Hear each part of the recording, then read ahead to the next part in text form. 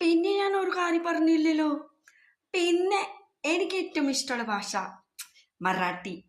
മറാഠി ഞാൻ സംസാരിക്കൂട്ടോ, നല്ല ക്ലീൻ മറാഠി.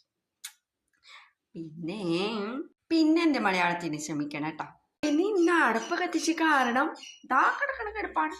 പണിയല്ല ഇങ്ങനെ കിടക്കണേണ്ട് കേട്ടോ. അതാണ് ഇനിയിപ്പോ പാത്രങ്ങൾ തേച്ച് കിടക്കണം. ഗ്യാസിന് ലീവാണ്. കാരണം ഞാൻ അടുപ്പ് കത്തിച്ചിട്ട് വൈതരിങ്ങ ഉപ്പേരി വെക്കാൻ പോണ്.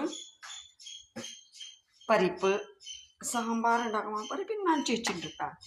എന്താണേ അടപ്പത്ത് വെക്കണ്ടേ. ഓ, ഈ അടപ്പത്ത് വിറക് കഴിഞ്ഞു ഈശ്വരന്മാരെ.